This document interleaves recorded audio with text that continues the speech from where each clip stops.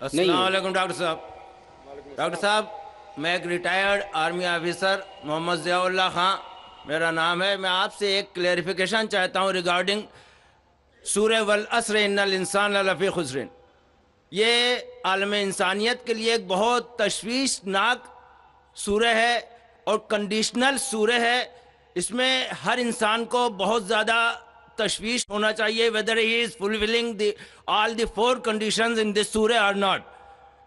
اس میں اس کی تفسیر میں ابھی آپ نے فرمایا وَتَوَاصَوْا بِالْحَقِّ کے لیے آپ نے فرمایا کہ غیر ایمان والوں میں ایمان کی دعوت۔ بے شک یہ سچ ہے کہ لا الہ الا اللہ سب سے بڑا حق ہے، لیکن میں یہاں آپ سے یہ کلیئرفائی کرنا چاہتا ہوں کہ among all the Muslims اتنی زیادہ تعداد الحمدللہ مسلمانوں کی ہے، لیکن وہ عامل الصالحات سے دور ہیں، اللہ کے احکامات سے دور ہیں۔ اگر ان کو اللہ کے ان احکامات پہ عامل الصالحات کی دعوت دی جائے تو whether this fulfill the condition of وَتَوَاصَوْا بِالْحَقِّ or not۔ بھائی کا سوال ہے کہ جو سورہ العصر میں جو تیسری کنڈیشن ہے وَتَوَاصَوْا بِالْحَقِّ، اگر ہم مسلمانوں کے درمیان ان کو حق کی طرف بلاتے، ان کا مطلب ہے اصلاح۔ دعویٰ کے معنی ہے غیر مسلمانوں کو اسلام کی طرف دعوت دینا۔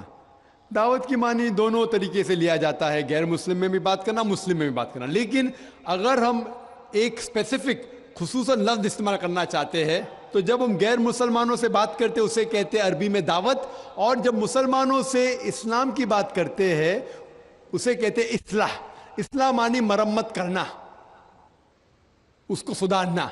تو اصلاح بھی کئی علماء نے کہا کہ یہ وتواصوا بالحق میں آ جاتا ہے، لیکن اگر ہم سیف رہنا چاہتے ہیں تو میری نظر میں اصلاح اور دعویٰ دونوں ضروری ہے۔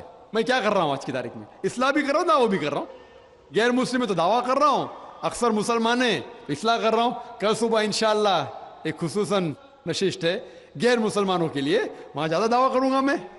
تو دونوں کرنا امپورٹنٹ ہے، ضروری ہے۔ اصلاح بھی، مسلمانوں کو حق کی طرف بلانا جو بھٹک گئے ہیں، جو نام کے مسلمان ہیں، اور غیر مسلم میں بھی۔ لیکن اگر آپ سیف رہنا چاہتے ہیں تو میرے حساب سے دونوں کرنا ضروری ہے، تو ایک دم سیف ہے۔ اور جنت میں جانے کے لیے ہمیں جو بھی کر سکے کرنا ضروری ہے، کیونکہ اللہ تعالیٰ فرماتے سورہ ملک میں سورہ نمبر 67 آیت نمبر 2، الذی خلق الموت والحیات، اللہ سبحانہ و تعالیٰ نے زندگی اور موت دی تاکہ وہ جان سکے آپ لوگ میں سے کون اچھے اعمال کرتا ہے۔ تو یہ زندگی ہے، آخرت کے لیے امتحان ہے، تو اس امتحان میں ہمیں سفل ہونا بہت ضروری ہے۔ اسی لیے ہمیں کوشش کرنا چاہیے کہ جہاں تک ہو سکے اللہ اور اللہ کے رسول کے احکام کے اوپر عمل کریں۔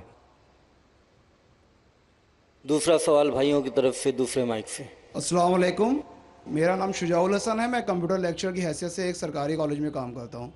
جناب، آپ سے ملا ہوا وقت بہت قیمتی ہے اور بہت ناکافی ہے، لیکن پھر بھی میں 2 سوال کروں گا۔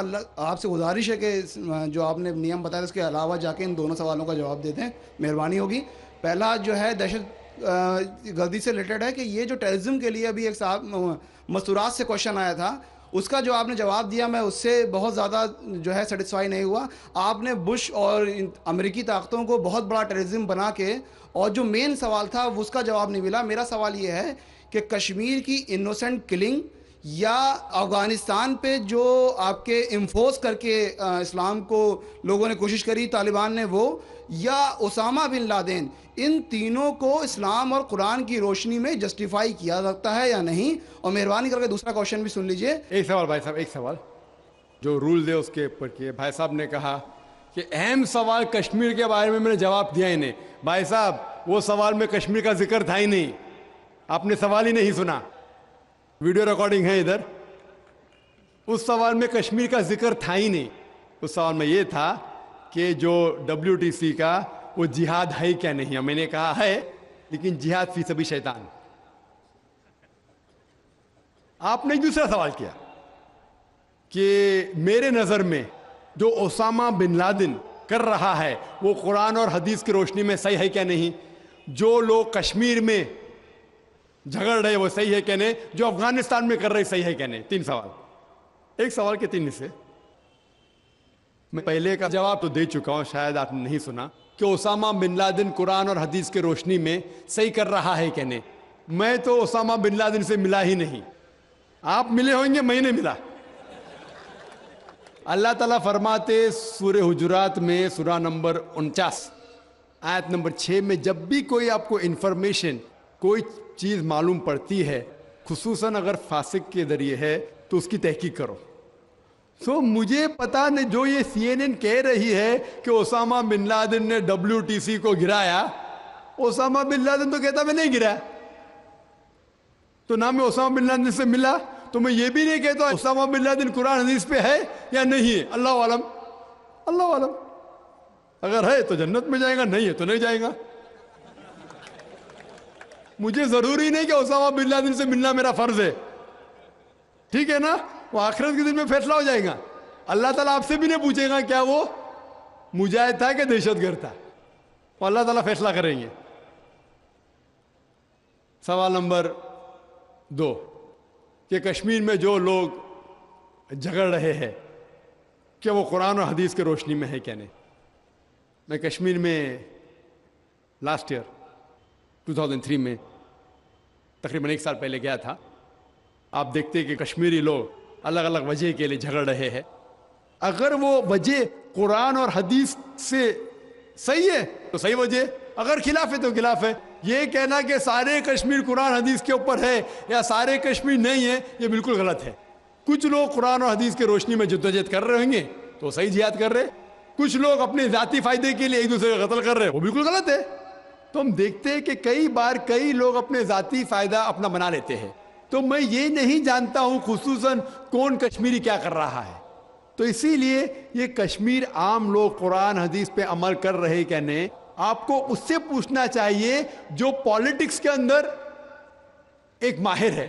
اللہ تعالیٰ فرماتے سورہ نحل میں سورہ نمبر 16 آیت نمبر 43, اور اللہ تعالیٰ فرماتے سورہ نمبر 21 آیت نمبر 7 میں فَاسْأَلُوا أَهْلَ الذِّكْرِ إِن كُنتُمْ لَا تَعْلَمُونَ. اس سے پوچھو جو اس فن کا ماہر ہے.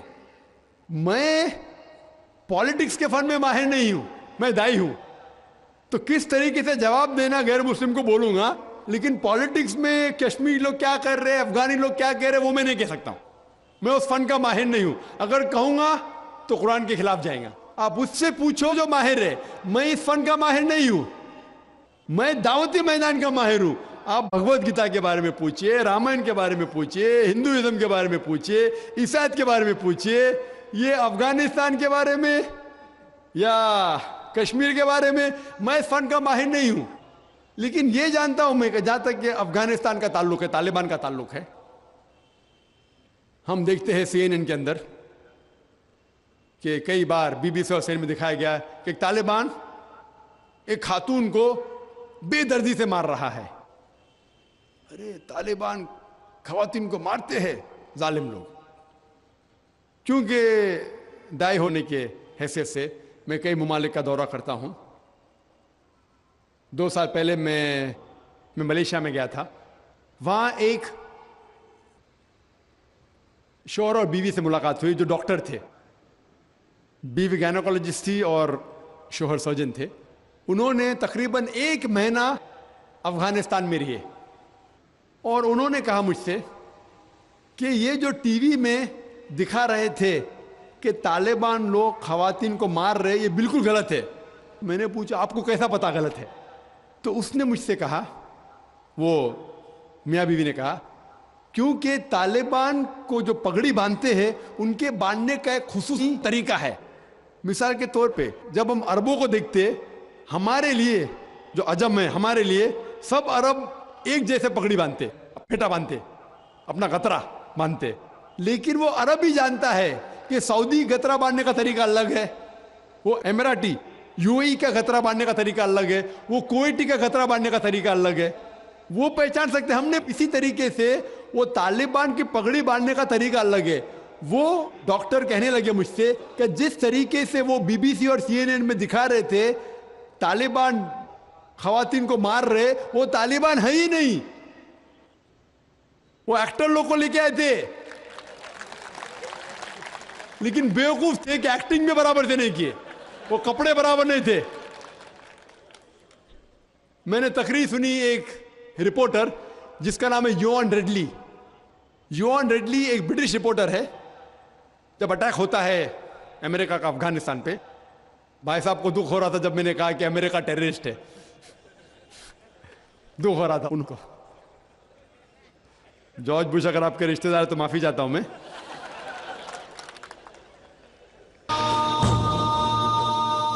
تو یوان ریڈلی جو تھی, یوان ریڈلی ایک رپورٹر ہے, برٹش رپورٹر, سفید ہے, وائٹ یورپین. اس کو بھیجتے ہیں افغانستان میں تحقیق کرنے کے لیے طالبان کے بارے میں. وہ سارے تحقیق کرتی ہے اور پورے ٹائم وہ نقاب میں رہتی ہے, حجاب میں رہتی ہے. ایک بار کیمرہ گر جاتا ہے اور اس کا راز فاش ہو جاتا ہے, تو طالبان اسے پکڑتے ہیں, 6 دن تک اسے قید کرتے ہیں. اور جس طریقے سے طالبان نے اس کے ساتھ برتاؤ کیا وہ اس لیکچر میں کہتی ہے کہ لوگ جب انہیں پکڑتے ہیں تو بولتے کون اس کے ساتھ ہے, تو آدمی کو لے کے آتے, پھر اس کو لے کے جاتے ہیں اور سب لوگ گھیر لیتے. تو وہ سوچتی ہے ابھی چند منٹوں میں یہ جاہل لوگ میرا قتل کر لیں گے. شاید ہو سکتا ہے کہ 10-15 طالبان میرا بلاತ್کار کریں گے. اس کے ذہن میں یہ سب جا رہا ہے, سوچ رہی ہو سکتا ہے کہ مجھے جھاڑ پہ سے لٹکا دیں گے.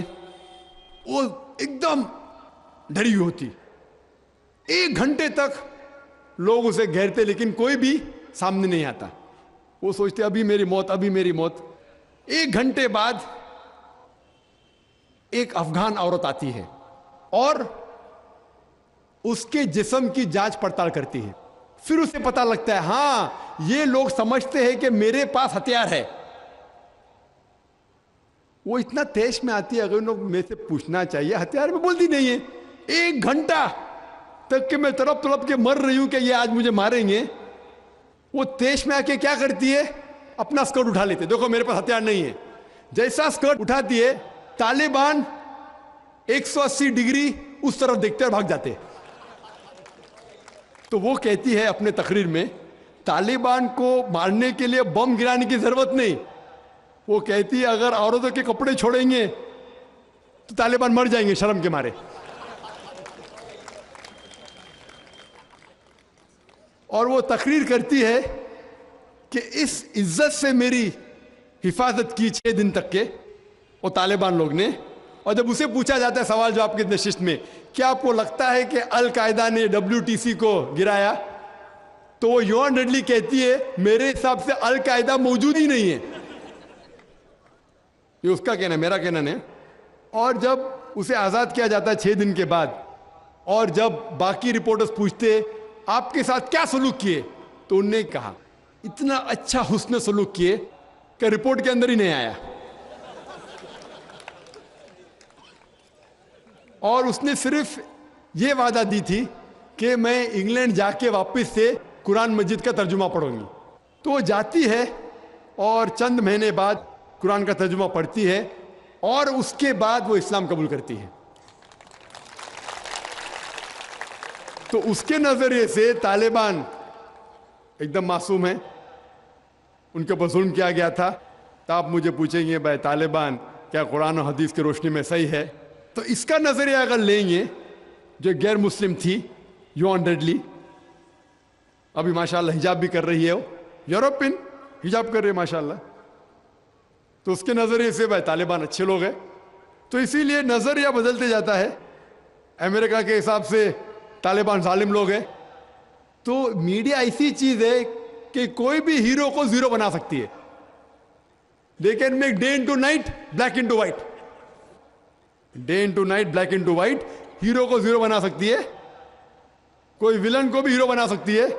تو اسی لیے قرآن مجید میں اللہ تعالیٰ فرماتے کوئی بھی چیز آپ کے پاس آتی ہے اس کی تحقیق کرو تیسرے کو پہنچانے کے پہلے. تو اسی بنیاد پہ میں نے کہا تھا کیا نام ہے, اسامہ بن لادن کو جانتا ہوں نہ, یہاں کیا ہو رہا ہے پتہ نہیں مجھے, افغانستان بھی میں نہیں گیا ہوں, لیکن یہ رپورٹ کے ذریعے یہ پتہ لگتا ہے کہ یہ جو امریکہ کر رہی ہے اپنے میڈیا کے ذریعے, یہ شیطانی حرکت جو غلط فہمی پھیلا رہی ہے, اس کی سزا تو انشاءاللہ انہیں ملیں گی. اسی لیے میرے نظریے سے جارج بش نمبر 1 ٹیررسٹ ہے. آپ کو دکھ آئے گا. جب میں لندن میں گیا تھا, وہاں ایک تقریر کی اور میں جواب دیا, تو ایک نوجوان اٹھ کے کہتا ہے کہ جارج بش کو ہم دعا کرتے ہیں کہ اللہ تعالیٰ اس کا قتل کرے. تو میں نے کہا میں تو یہ دعا نہیں کروں گا، میں تو یہ دعا نہیں کروں گا، کیونکہ اللہ کے رسول نے جو دعا کی، جو سب سے زیادہ دشمن اسلام کے خلاف جو تھے محمد صلی اللہ علیہ وسلم کے دور میں، دونوں کا نام تھا عمر، تو اللہ کے رسول نے یہ دعا کی کہ کم از کم ایک عمر کو ہدایت دے، تو میں یہ دعا کرتا ہوں کہ کم از کم اللہ تعالیٰ جارج بش کو ہدایت دے۔ بہنوں کی طرف سے کوئی سوال؟ السلام علیکم، میرا نام یسرا ہے اور میں ایک اسٹوڈنٹ ہوں۔ میرا یہ سوال ہے کہ کیا ٹیررزم اور ایکسٹریمزم کا ایک ہی معنی ہے؟ بہن نے سوال کیا ہے کیا ٹیررزم اور ایکسٹریمزم کا ایک ہی معنی نہیں، دونوں الگ معنی ہیں۔ ٹیررزم مطلب جو دہشت گرد ہے، جو انسان کے دل میں دہشت پیدا کرتا ہے۔ ایکسٹریمسٹ مینس شدت پسند۔ ٹیررسٹ میں ٹیررزم کرتا ہے، جیسا میں نے تقریر میں کہا کہ غلط لوگوں کے دل میں دہشت پیدا کرنا اچھی بات ہے، اچھے انسان معصوم کے دل میں دہشت پیدا کرنا غلط ہے۔ ایکسٹریمزم مطلب شدت پسند۔ تو لوگ کہتے ہیں مسلمان شدت پسند ہے، اور بہت سے مسلمان اپنے بچاؤ کے لیے نہیں میں شدت پسند نہیں ہوں، میں کہتا ہوں میں شدت پسند ہوں، لیکن شدت پسند صحیح چیزوں میں۔ مثال کے طور پر ایمانداری کے میدان میں شدت پسند ہوں، حق کے میدان میں شدت پسند ہوں، جہاں تک کہ انسانیت سے اچھا برتاؤ کرنا چاہیے اس میں شدت پسند ہوں۔ تو شدت پسند صحیح چیزوں میں اچھی بات ہے۔ کوئی بھی انسان یہ نہیں کہہ سکے گا کہ آپ بہت شدت سے ایماندار ہے اس لیے آپ غلط انسان ہے، کوئی بول ہی نہیں سکتا۔ ہاں، غلط چیزوں میں شدت پسند نہیں ہونا چاہیے۔ اللہ تعالیٰ فرماتے ہیں سورہ نساء میں سورہ نمبر 4 آیت نمبر 171 میں، لا تغلوا فی دینکم، do not commit excesses in your religion. آپ دائرے کے باہر مت کام کرو، ایکسیسز، لا تغلوا فی دینکم، دین کے دائرے کے باہر مت جاؤ، لیکن دائرے میں ہو کے ایک طرفہ شدت جو حق کی بات ہے وہ تو اچھی بات ہے۔ تو شدت پسند ہونا ایک الگ بات ہے، ٹیررزم الگ بات ہے۔ ہو سکتا ہے کہ ایک انسان دونوں ہے، یا صرف ایک ہی ہے، یا دونوں نہیں ہے۔ یہاں بھائیوں کی طرف سے۔ ڈاکٹر صاحب میرا نام عبد النصیر ناصر ہے، میں ڈاکٹر امبیڈکر مہاسبھا کا سیکریٹری ہوں۔ امبیڈکر مہاسبھا میں 67 IAS ادھیکاری ہیں دلت۔ بہت سے لوگوں سے میں بات کرتا ہوں اسلام کے بارے میں تو کہتے ہیں بابا صاحب امبیڈکر نے کہا تھا میں ہندو دھرم میں پیدا ہو گیا ہوں لیکن ہندوؤں کے مروں گا نہیں۔ ہم لوگ بھی چاہتے ہیں عام اسلام میں، لیکن جو ہمیں فیسلٹی مل رہی ہے وہ ہم کو دلت کی حیثیت سے مل رہی ہے۔ کیا دلت جو ہے اسلام قبول کر لے اور نام اپنا نہ تبدیل کرے اور ختنہ نہ کرائے، کیا ممکن ہے یہ؟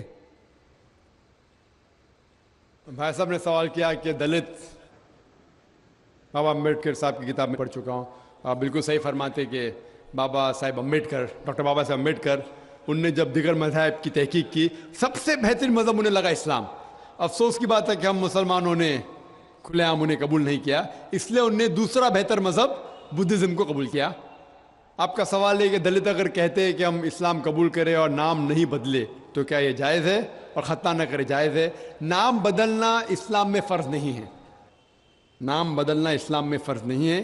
اگر آپ کا نام شرکانہ نام ہے تو بدلنا فرض ہے، ورنہ نام بدلنا فرض نہیں ہے۔ آپ کا پرانا نام پرکاش ہو یا جان ہو، نام بدلنا فرض نہیں ہے۔ کئی آپ دیکھیں گے صحابہ نے نام نہیں بدلے، تو نام بدلنا فرض نہیں ہے۔ اگر کوئی شخص کہتا ہے کہ میں اسلام قبول کرتا ہوں، نام نہیں بدلنا چاہتا ہوں، بالکل جائز ہے۔ آپ کا دوسرا سوال، کیا ختنہ کرنا فرض ہے؟ ختنہ کرنا فرض نہیں، سنت موقدہ ہے، مستحب ہے، اچھی بات ہے، لیکن فرض نہیں۔ وہ ہمارے ہندوستان میں سرٹیفکیٹ دینے کے لیے ختنہ کرنا فرض ہے، ہندوستان میں۔ ہاں، باہر جائیں گے تو ختنہ کرنا فرض نہیں، لیکن ختنہ کرنا اچھی بات ہے، بہترین ہے الحمدللہ، لیکن فرض نہیں ہے۔ یہ سنت ہے، کرنا اچھی بات ہے۔ تو اگر کوئی شخص کہتا ہے کہ میں اسلام قبول کروں گا، نام نہیں بدلوں گا اور ختنہ نہیں کہوں گا، تو میں کہوں گا اہلاً و سہلاً، کم از کم شرک سے تو بچیں گا، کم از کم دوزخ سے تو بچیں گا، جنت میں جائیں گا انشاءاللہ۔ دلت مذہب کی فیسلٹی لے سکتا ہے وہ؟ بھائی صاحب کا تیسرا سوال، دلت مذہب کی فیسلٹی، یہ دلت مذہب کی فیسلٹی گورنمنٹ دیتی ہے۔ یہ گورنمنٹ کا رول ہے، جو بیکورڈ کلاس ہے اس کو فیسلٹی ملتی ہے۔ کئی مسلمان جو اپنے آپ کو بیکورڈ کلاس کہتے ہیں ان کو بھی فیسلٹی ملتی ہے نا۔ کئی مسلمان نہیں جانتا، انصاری یا کچھ چند، سب نے چند، تو یہ فیسلٹی ملتی ان کو. تو آج کے مسلمان جو اپنے آپ کو بیکورڈ کہتے ہیں ان کو فیسلٹی ملتی, تو کوئی دلت اگر اسلام قبول کر سکیں گا تو گورنمنٹ کی فیسلٹی بھی ملیں گی, انشاءاللہ اللہ کی فیسلٹی بھی ملیں گی. پہلے مائک کی طرف سے اگر کوئی غیر مسلم بھائی ہے تو وہ سوال پوچھیں. ڈاکٹر نائر صاحب السلام علیکم ورحمۃ اللہ وبرکاتہ. جہاد و دہشت گردی کے بارے میں اسی عنوان سے میرا ایک سوال چھوٹا سا یہ ہے کہ کیا دہشت گردی کا ذکر قرآن حکیم میں کہیں بھی آیا ہے, کسی سورہ, کسی آیت نمبر میں؟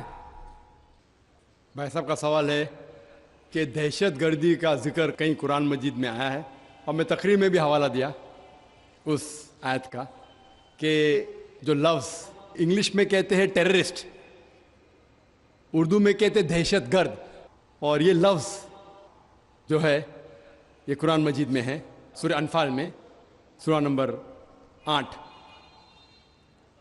آیت نمبر 60 میں, کہ اللہ تعالیٰ فرماتے ہیں کہ وہ لوگ جو حق کے خلاف ہے ان کے دل میں دہشت پیدا کرو. تو اسی لیے میں نے کہا کہ ہر مسلمان کا فرض